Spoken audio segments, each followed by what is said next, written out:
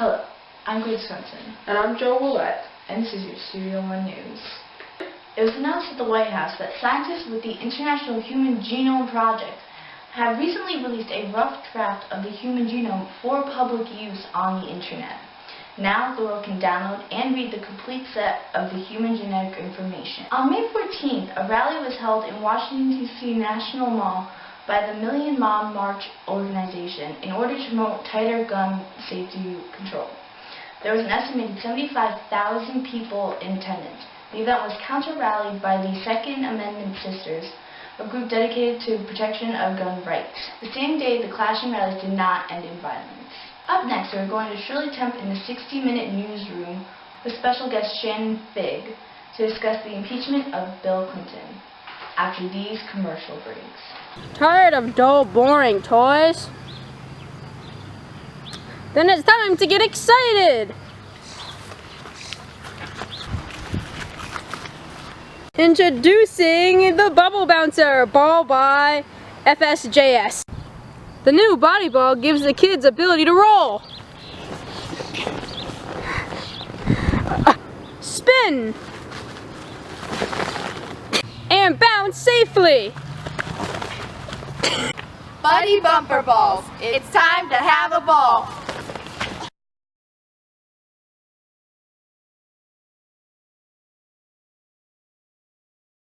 Hello, my name is Shirley Temp, and this is 60 Minutes. Knee-deep in the presidential election, we take a look back at the event 1 year ago that shook the political scene. Bill Clinton will be finishing up his second term as the first Democratic president to win 2 terms since Franklin Delano Roosevelt in 1936. He is also the first president to be impeached since Andrew Johnson in 1868. Today we'll be talking to the author of the critically acclaimed biography, Impeaching the President, Shannon Figg, on the impeachment, its players, and its consequences. Hi, so nice to be here. Before we talk about the trials, walk us through the events leading up to the impeachment. Everything that led up to the trial started back in May of 1991 in Arkansas. After asking to see Arkansas State employee Paula Jones up in his suite, Clinton, who was at the time the governor of Arkansas, was said to have made several suggestive gestures upon her. In May of 1994, she brought up a sexual harassment lawsuit. His lawyers argued that it wouldn't go ahead while he was serving in office because it would be a distraction from his presidential tasks. When his immunity claim went all the way to the Supreme Court in May of 1997, they voted unanimously against the president. As the investigation continued, Supreme Court Judge Susan Weber Wright ruled that Jones's lawyers could inquire any sexual relations that Clinton had had. And on December 5th, 1997, we are introduced to Monica Lewinsky. This is when everything began to speed up, correct? Yes. From that moment on, it was like a snowball effect. Monica Lewinsky was a friendly, bubbly, flirtatious 25-year-old intern who just happened to catch the eye of the president. She normally did jobs where she would come into contact with the president. She didn't last very long at the White House, though. In her new job at the Pentagon, she quickly befriended one of the staff members, Linda Tripp. Now, she told Tripp everything about her encounters with Clinton. And Tripp, who was not fond of Clinton, began recording the conversations and sending them to Whitewater Independent Council Representative Kevin Starr. This was so important because in one of the tapes, Lewinsky admits that after she received a subpoena to give a deposition, which more simply means that she was requested to give a statement under oath, in the Joneses case, Clinton instructed her to deny any relationship. Clinton later publicly stated, "I did not have sexual relations with that woman, Monica Lewinsky." And then even more later, changed his story while testifying before a grand jury, where he did admit to having an extramarital affair. On September 9th, Starr submitted the Starr Report, which contained an outline for impeaching the president on 11 grounds. He was finally impeached on December 19, 1998. How did people react? Many people were angry and shocked. It created a lot of distrust between the government and the public, and that translated into how people acted towards Clinton and Lewinsky for probably years to come. Senators were disappointed with the choices he made, and Lewinsky was targeted for her wrongdoings even though being the person in power, Clinton probably should have taken more of the fault. The president was only charged on 2 of those grounds, so what happened at the trials?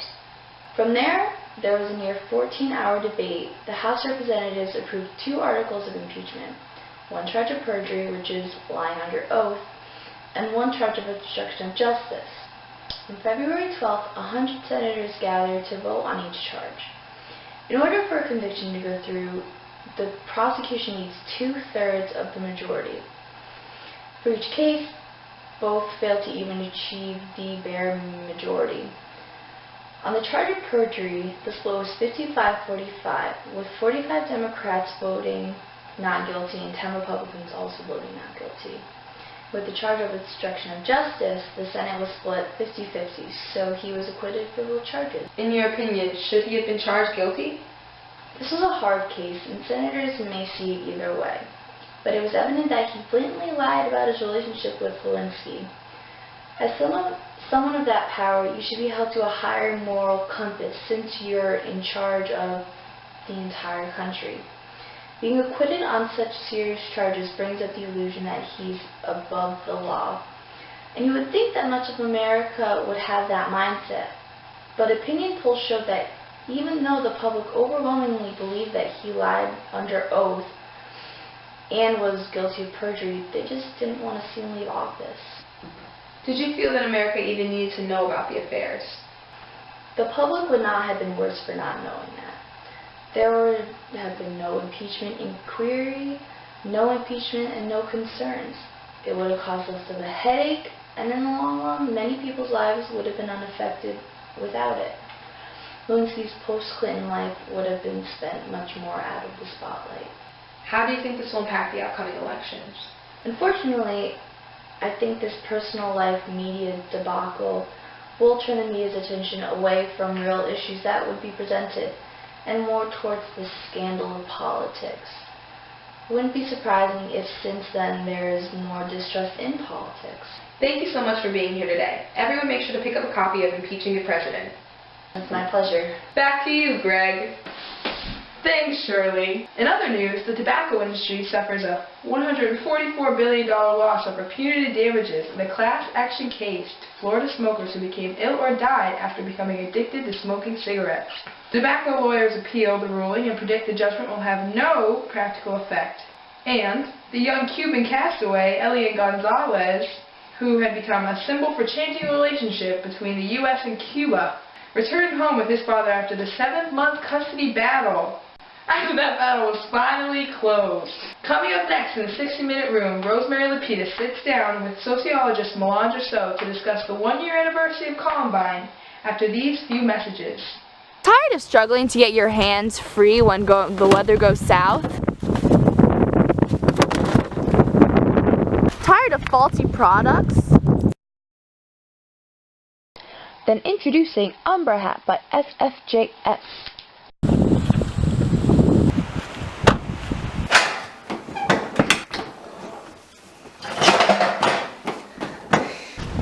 Done with that. Get Umbra Hat. Good evening, everyone. I'm Rosemary Lapidus, here to give you your 60 minutes. As you all know, on April 20th, 1999, just 1 year ago, Dylan Claboyd, 17, and Eric Harris, 18, entered Columbine High School at approximately 11:19 a.m. and opened fire on students and staff inside, killing 12 students, 1 teacher, and wounding 23 others. With the 1-year anniversary just passing, we're meeting tonight with psychologist Melandra So to speak to her about the incident to gain some insight as well as her opinion on the subject. Good evening, Melandra. How are you? Good evening, Rosemary. I'm good. Thank you for having me on tonight. No problem. Thank you for being here. Alright, so while we did already give some insight, what can you expand on? What were their plans specifically? Were they targeting specific cliques, or was it just a random shooting? From everything known about that day, it's become clear that there were no specific targets the 2 boys were going after. They wanted to kill everyone, including friends. In one of their final videos, they spoke directly to one of their good friends, Chris Moore, saying, "If you survive, you can have our computers. That's it. sorry, goodbye. In your opinion, what were their motives behind the massacre from what you looked in their journal? Was there any explanation behind the actions in those? The tough part, the why. You know, I think from the beginning, and understandably so, that's been everybody's focus. Why did they do it? What pushes someone to a place where they feel they need to take such extreme measures? But after looking at their journals, I think that the answer is that there is no one answer in a way. Automatically, everyone lumped the two boys together as one single unit, no longer individuals. But I found that it was in their differences in who they were that you see that there was no way for there to be one single answer in why they did this. Eric had one motive and one set of reasoning behind his actions, and Dylan another completely. Where do their personalities begin to make the difference? I think those differences become most obvious in their journal entries. Reading through the two is where I really got a new sense of who they were in the most honest sense, because it was to themselves that they were the most truthful. Look at these journals, and as you read Dylan's, you see this immense sense of hopelessness. He sees himself as a complete outsider, longing to be accepted. In one of his entries, he talks of how the thought of suicide gives him hope to finally belonging, and no longer to be at war with himself, his body, and the world in itself. And how did Eric's differ from Dylan? Eric's were almost a polar opposite. One of his very first entries was a list of 50 odd things he hated, along with the witless inferiors who enjoyed them. You begin to see something much more sinister than Dylan's, and that's when you begin to define them as individuals. I think Eric's motivation was to strike fear and to show his superiority and control over everyone in that high school. He saw himself as godlike and wanted to be a ghost that haunted all of those who heard of the massacre for years and years to come. He truly scripted Columbine as a made-for-TV massacre, and his audience more so even than the victims he hoped to kill were his primary target. I'm sure you know there were rumors going around that the boys were bullied into retaliation, or that they were psychotic and that it was their craziness that drove them to do this. However, in examining their journals and speaking to their friends and families, I've come to understand while Eric was this very rage-filled, twisted character, as I mentioned before, Dylan was less the ringleader and more the lead. While he did write of killing those around him occasionally, it's clear that he was not the type to take action, but that he was taken under the wing of a boy who was. I think that it was in his internalized depression and anger that when he hit that downward spiral in that final year of his life, that Eric, being an outlet of aggression, someone who he felt finally understood him in some way, pushed him to commit a vengeful suicide, more than a cold-blooded crime as seen with Eric. However, while we can speculate and examine, the truth is that they alone knew their motives, and while all these theories have significance, we may never fully know the reasoning behind killing those 13 victims on that April morning. Do you think even without knowing the two boys' true intentions, the public and the community of Little Town, Colorado will ever find peace of mind in this situation? Peace of mind? Well, I can't say I'd be able to find peace in a situation like this if I were a part of that community. And frankly, I don't think anyone in the country will ever truly be unaffected by the situation. People's parents described this incident as a hurricane, and that hurricanes don't hit Littleton. It was something so unexpected by not only those involved, but by the nation as a whole. I don't think peace will ever truly be found, nor do I think that the effects of this incident will be short-lived. In what ways do you think it changed the nation and our way of life? I think it really opened up everyone's eyes to the fact that this type of tragedy can happen in a small town like Littleton, that it can truly happen anywhere. Everyone's afraid of something like this to happen again, and so school safety will get tighter, and everyone, I think, will be more cautious and aware of the warning signs, because that was a big piece of what was missed in the lead up to Columbine. Thank you so much for your insight on everything and for giving us the time tonight. I think it really helped give us a lot of clarity into the incident. For everyone here at 60 Minutes, our thoughts are with the friends and families of those lost in Columbine Massacre. Back to you, Studio One. That's all for today on Studio One News. Then introducing Umbra Hat by FSJF. It's lightweight, hands-free, and 100% waterproof. It's even dishwasher friendly.